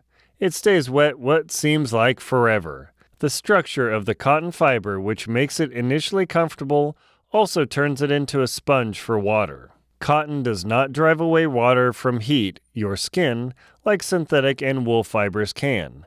This makes for unpleasant chilliness. Cotton tends to lose its shape when wet. Once your feet are sweaty, you'll notice that your cotton socks start to stretch and warp. Also, cotton tends to stick to the skin far more than wool or some synthetic fibers. This can cause friction injuries such as blisters and hot spots. Cotton also retains and allows bacteria to grow. Wool is a far better choice at preventing bacterial growth compared to cotton. Avoid cotton clothing in general. Cotton and denim fabrics are generally a poor choice for outdoor pursuits. As with cotton socks, cotton clothing will keep cool in warm jungle environments. However, in cold locations, cotton will become cold once it's soiled. Human skin excretes oils that cotton readily absorbs. Without a washing machine or serious time and effort, cleaning cotton in the field is extremely difficult. Cotton stays wet for far longer than any other fabric. Also, cotton has a tendency to stretch compared to wool and synthetic fabrics. The nature of the cotton fiber is such that it absorbs water and stretches. This stretching actually weakens the fabric. Cotton has little elastic recovery. Once it is stretched out, it tends not to recover. Think of cotton as a sponge for water and treat it as such. Sleep with thick, fresh wool socks. Dedicate a pair of thicker wool socks to your sleeping system. You will want to remove your liner socks and outer socks after a long day of trekking. Putting on a relatively fresh pair of socks will go a long way to keeping your feet warm. By using a specific pair of socks for sleeping, you can spread out the dirtiness as long as possible. At some point during an expedition, your clothes will simply become completely grimy. Without the ability to wash them, this is simply part of the experience. If you have the ability to use a pair of socks only for sleeping, they will stay far cleaner. Because you won't sweat or press oils into them from walking, skiing, or climbing, they'll stay far cleaner and drier than your daily activity socks. Use a double sock system. Instead of wearing a single, thicker sock, consider a two-sock system. Use a quality synthetic or silk inner sock to prevent hot spots and to wick away moisture. Then, add a wool sock as a second layer that's slightly thinner than if you would wear a single sock. This combination will help keep your feet warm, reduce friction, and help fill gaps in your boots. Another advantage of using a double sock system is you can mix and match sock weights depending on conditions. It is far easier to use a few pair of thinner socks to deal with storm conditions or warmer weather. By simply relying on a single heavier sock, you have far less versatility in your kit. Author's note: I use a combination of Right socks and Smartwool socks. The nice part about the synthetic Right sock is that there are actually two thinner socks woven together as a single sock. This, in essence, gives me a third sock system without having to deal with three socks. This sock combination has served me well on every expedition and major climb I have been on. Use different socks from day to day. Bring more than one pair of socks on any trip. If you are traveling for more than a few weeks, bring 3 pairs of sock systems. Though bringing more socks increases weight, there is a distinct advantage to multiple pairs. It is important to have at least one pair of backup socks should your primary pair be damaged. If your socks are ruined, you will have nothing to protect and warm your feet with. Of all the clothing items beyond your boots, a failure of socks is the most unpleasant experience. By having more than a few pairs of socks, you can give the used pairs time to dry and return them to their normal shape. On a long expedition, number the socks and also mark them L and R for left and right. This will help you keep track of your sock usage. The L and R marks will also help you prevent transferring foot funguses or other ailments from one foot to the other too. Avoid tight socks. Make sure that your socks fit well and they work together as a system. If socks don't fit well or are too tight, they will put pressure on your feet. This pressure will restrict blood flow, causing your feet to become cold. This is the same effect as having too tight a boot. Anything that restricts blood flow to the feet will cause problems. Poorly fitting socks tend to shift around, causing downtime. When you are sitting around struggling with your socks, your body will start to cool down. Once you cool down and your feet become cold, it takes an extraordinary amount of effort to warm up again. Use super gaiters. If you struggle with cold feet, invest in a pair of super gaiters. These specialized gaiters are insulated with synthetic fibers. They hold tightly onto your climbing or ski boots. The extra insulation adds a warmth layer to your feet, reducing the amount of heat conducted to the environment. These are specialty items that are sold by expedition supply companies. These gaiters are difficult to put on boots, as they use a thick, stretchy rubber to stay in place. Once they are added to the boot, though, they can make an incredible difference in foot warmth. For some climbing expeditions, I've used customized insulated gaiters and toe caps to keep my feet warm. The combination worked well climbing Kilimanjaro through the cold, snowy night. My feet stayed perfectly comfortable with these specialty toe caps and custom insulated gaiters. Use screw-on boot insulation. Some Arctic explorers use customized extra thick insulation gaiters screwed onto their boots. These customized gaiters are meant to be screwed on and not removed for the duration of an expedition. They are normally not available in local shops as they are targeted to an extremely small market segment. However, if you find yourself suffering from cold feet, no matter what you do, they're well worth searching out. Cold management. Use a boiling hot water bottle at night. Prepare every bottle with hot to boiling water for the night. Once you check the bottles for leaks every time, place them into waterproof bags and then slide them into your sleeping bag to keep them warm. As you build up your cache of bottles for the night, your sleeping bag will be pleasantly toasty when you slide into it for the night. If you only place warm bottles in your bag, they will cool down over the night and wake you up. Having cool to cold water bottles in a sleeping bag will guarantee you cold feet and a miserable night. Once the water is boiling in your pot or kettle, immediately transfer it to a bottle.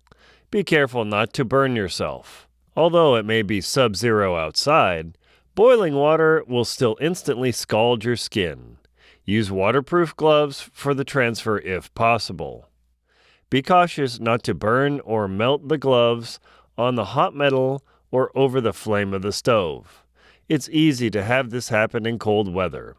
Your coordination, senses, and reaction speed will be dulled from fatigue and cold. Focus on keeping your feet warm all day. When you are traveling during the day, put every effort into keeping your feet warm. Once your feet chill during normal activities, it likely means your footwear system is inadequate. Sometimes there are cold, stormy days that catch up with you. What you want to make sure is to stay moving, but make sure you're keeping your feet warm if you're stalled for any length of time.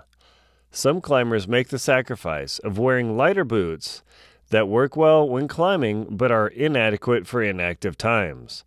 If you're inexperienced, do not be lulled into the temptation of toughing it out.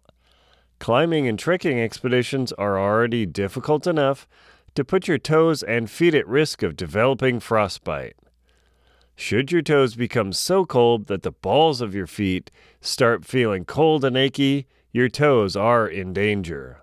This freezing cold feeling in the pads and balls of your feet is the feeling that precedes frost nip and later frostbite in the toes.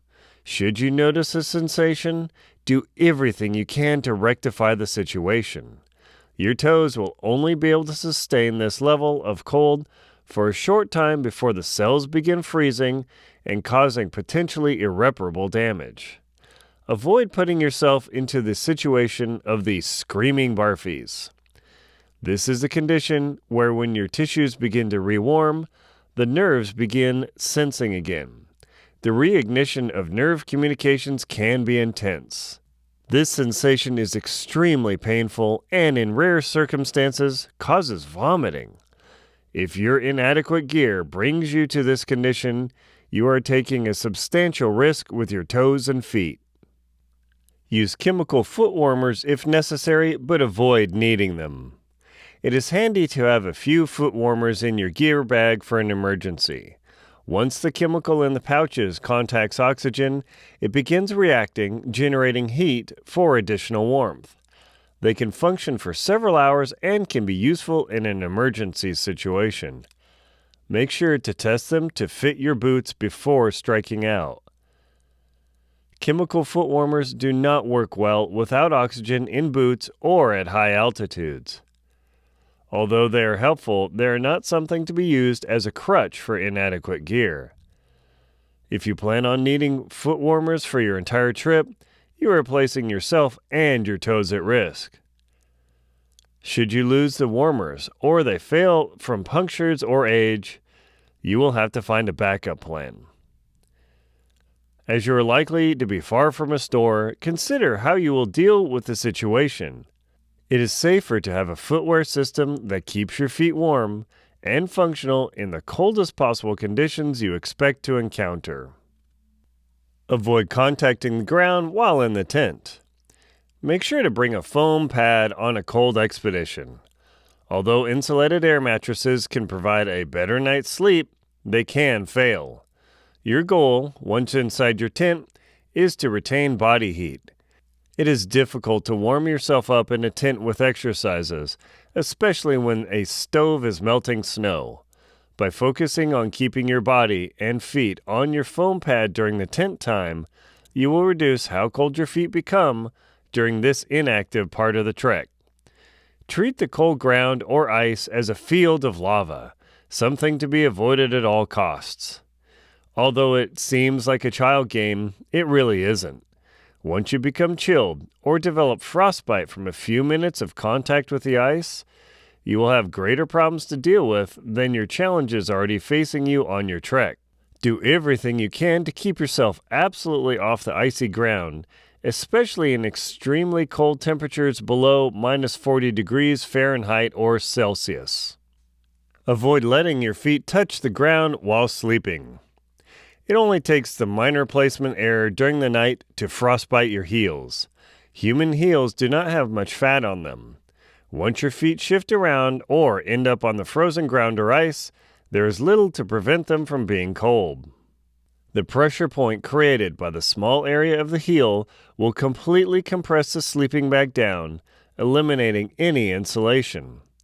With your heels contacting the compressed sleeping bag and nylon against the ground, your feet will rapidly chill. In the worst case, prolonged contact will result in frostbite on your heels. This has happened to explorers and climbers around the world.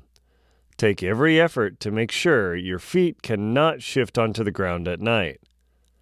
This may mean placing extra items around your sleeping pad if you tend to move around at night. Stand on something during the day. Just as in camp, make every effort to keep your boots from directly contacting the ground if at all possible. This may mean you use your skis, snowshoes, crampons, logs, or anything else to prevent cold conduction. If you're walking across a landscape that is not conducive to using items like skis or snowshoes, be aware that your feet will become chilled. Plan for this eventuality and make the necessary adjustments in your boot and sock choices. Avoid standing directly on the snow or the ground. When you are in a snowy camp, do everything to avoid standing directly on the ground. In cold temperatures, the ground will rapidly draw heat from your feet through your boots and into the ground. Thermal conduction is one of the ways that will cool not only your feet but your boots. Once the soles and shell of your boots are chilled, they will feel like you are walking in boots made out of ice. Although the process of cold conduction happens in the air, direct contact with surfaces will draw heat out of your feet far faster. Even if you stand on the foam sleeping pad, this can make a substantial difference in how warm your feet stay when in camp. Kick your toes on ground to warm them up. Should your feet become chilled, begin kicking your toes on the ground. This swinging and impacting motion will help drive blood back into your feet. Ideally, it's best to avoid needing to do so in the first place. However, sometimes it's not possible to avoid cold feet. By kicking your toes on the ground or ice, the centripetal force generated by the radial motion of your leg will push blood back into constricted capillaries. Also, the muscle contractions to generate this motion will help pump blood and generate a small amount of heat as well. The toe kicking technique is used by the Serious Dog Patrol in Greenland. That is one of the toughest, coldest military posts in the world. They spend months in the unrelenting Arctic winter. When their feet become cold, they kick their toes on the ice to warm them up. Keep feet covered at all times in the tent. Take care to keep your feet covered at all times when you're in the tent at night. If you need to change your socks, place your feet inside the sleeping bag. Although this seems like extra effort, it keeps your feet warm and safe. In extremely cold temperatures, the air will feel like ice water to your skin. It won't take too long before you need to rub your toes to rewarm them. Once cold toes take your attention, you won't be able to do much else until you take care of the problem. By keeping your feet wrapped in insulation the whole time in your tent, you will avoid most of the problems of cold feet. Pre-warm your feet before entering your sleeping bag. Use a spare hot water bottle and place your sock-clad feet around it inside of your sleeping bag to warm them up in a spare moment. By keeping your feet warm with this method, you can add a little comfort and joy to an otherwise arduous experience. Keeping your feet warm is a full-time job. Should they become cold, it takes extra effort to bring them back to a comfortable temperature. Visualize the hottest place you have been and focus on it. Should you find yourself in a situation where your feet are extremely cold, but you're unable to stop, try a series of intense visualizations. Think about the hottest place you've been in your life. Think about the sensation this place brought to your cold feet. Recall the intense heat, the sweat, and incredible warmth. Visualize hot pipes leading into your body, flames entering and exiting your core, and recall what it is like being too hot. If you practice and focus on this technique often enough, you can actually kick your body into almost overheating. You'll actually feel hot blood flowing through your feet when you make this technique work. It is something to avoid needing, but it's a tool in the kit when all else fails. It is worth practicing in cold conditions to have as another tool in your mental kit to help you face tough conditions. Keep your breaks as short as possible. If you rest too long, your body will cool down. As a consequence, your feet will become colder as well. Humans need to have short rest periods during high levels of exertion to recover muscle use and to take a psychological breather. However, in cold climates like on high mountains or on polar ice caps, taking too long a break can be a real detriment. By extending a break to 15 minutes instead of 10, your body will cool down dramatically. Although it is tempting to enjoy the rest and relaxation, often the rest comes at a cost. Once your feet cool down during a break, it will be difficult to rewarm them during the next period of travel. If possible, keep your feet sheltered from the wind.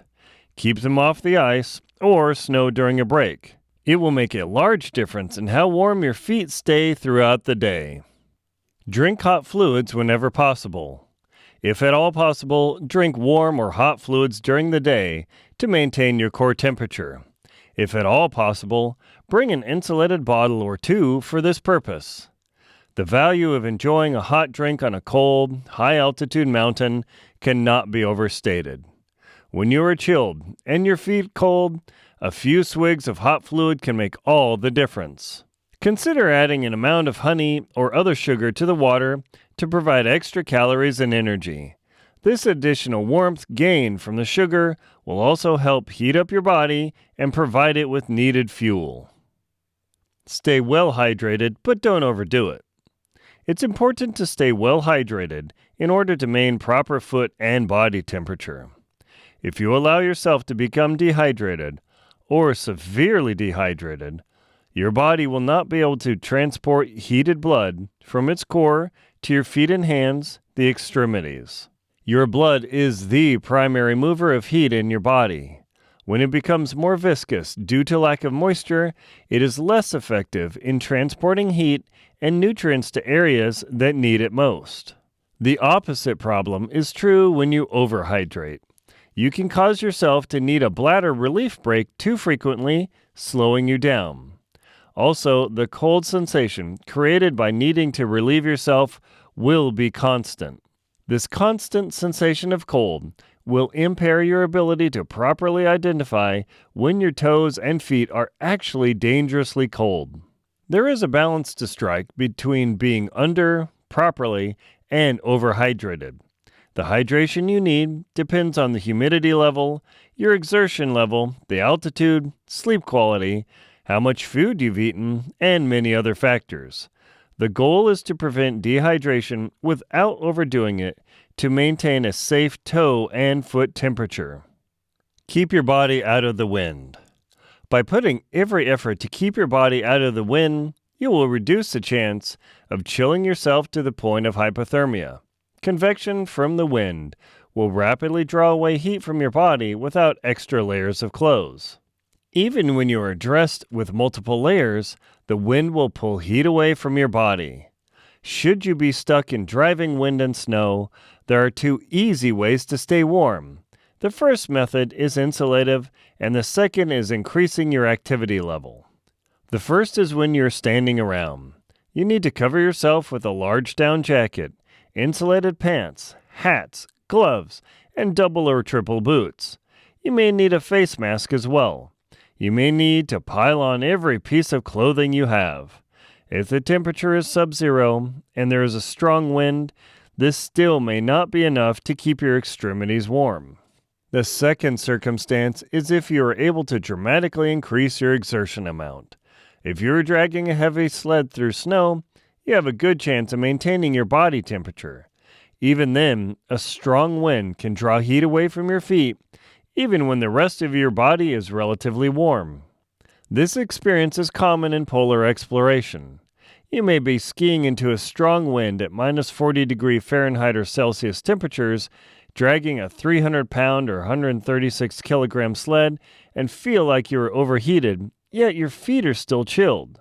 When this occurs, you will need to make extra efforts to maintain your foot temperature in any method you can. Hide your feet behind a wind block.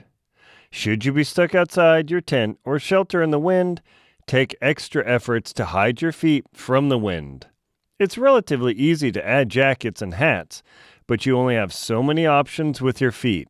Even with extremely warm boots, the wind can still draw heat from your feet and chill them. If you are towing a sled and need to stop, step to the leeward side of your sled, that is, the downwind side. Take every effort to keep your feet out of the wind as much as possible. If that option isn't available, consider digging a small hole or building a quick barrier for your feet. Once your toes chill into the frostbite danger zone, you may need to stop, camp, and re-warm your feet. If you have the choice, avoid venturing out after a storm. In the winter or in cold locations, temperatures can drop significantly. The energy of the storm will have passed and the skies may be clear.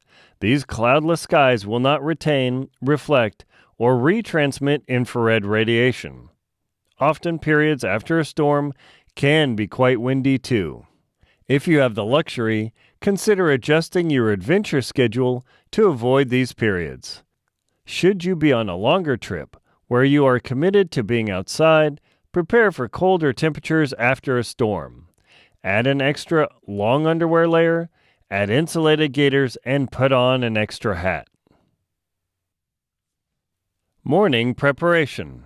Before venturing out of your shelter in the morning, take some time to prepare yourself and gear. By spending a little extra time and effort, you can make sure your feet start warm. If you start with your feet cold in the morning, it may be impossible to warm them up during the activities of the day. The first priority is to make sure your socks are warm and dry.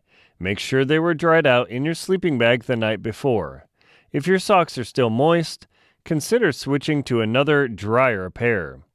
Place your socks inside of your jacket or in your pants to keep them warm until the last second when you need to decamp. The second priority is to make sure your boot liners are dry and warm. Again, like the socks, place your boot liners in your jacket a half hour or more prior to putting them into your boots. Make sure your liners are warm. This will go a long way to making sure your feet stay comfortable. The third priority is to make sure your boots are as warm as possible. If you have space, add your boots to your jacket as well. Although this may be an awkward setup with all the foot gear inside of your coats, it will make all the difference in how your feet feel when you step outside. If you need to put your socks on early, swap them out inside of your sleeping bag and stuff them right back into your camp booties. Wear the booties until the very last moment when you need to put on your boots to venture outside. The key is to work quickly without injuring yourself or tearing a piece of equipment. The goal is to keep your feet as warm as possible for as long as possible before exiting your shelter. When the balls of your feet are cold, your feet are in trouble. When the balls of your feet start aching from the cold, your toes have likely entered into the danger zone. They are so cold that there is no more sensation. The nerves have begun to freeze. You need to take every effort to safely warm your feet as soon as possible. Once your toes have become too cold, the tissue is in danger of freezing. In the book Adventure Expedition 1, there is an extended discussion in the medical chapter about the methods of rewarming and properly correcting initial stages of frostbite in the field. Conclusion. Maintaining warm feet and toes can be a major ordeal in cold locations. High mountains and polar locations can test even the most seasoned explorer. Many climbers and trekkers have lost toes and fingers due to frostbite for any number of reasons. No matter where you are in the world and what the adventure cost, returning home as you left in one piece is the priority. Often, climbers and trekkers will make sacrifices that make sense at the moment. Perhaps there is the pressure from sponsors or the media, overwhelming their thought process. It's easy to become caught up in the moment. Remember that 20 years from your climb, trip to the polar regions, or other treks into the cold, the pressures of that moment will not be important. They will be a distant memory. Those people adding pressure to you will likely be gone from your life. You will be the only one who has to live with missing body parts, toes, and fingers. Stay warm and safe in your adventures. This is Aaron Linsdau. I hope that you have enjoyed this unabridged production of How to Keep Your Feet Warm in the Cold. This program was directed by Timothy Linsdau. How to Keep Your Feet Warm in the Cold is a production of Sistrugi Press Audio. Copyright 2023. Text copyright 2020. All rights reserved. Sistrugi Press offers a wide selection of bestsellers, guidebooks, classics, thrillers, and more. So visit us at sistrugipress.com to learn more about our latest releases and special offers. Thank you for listening.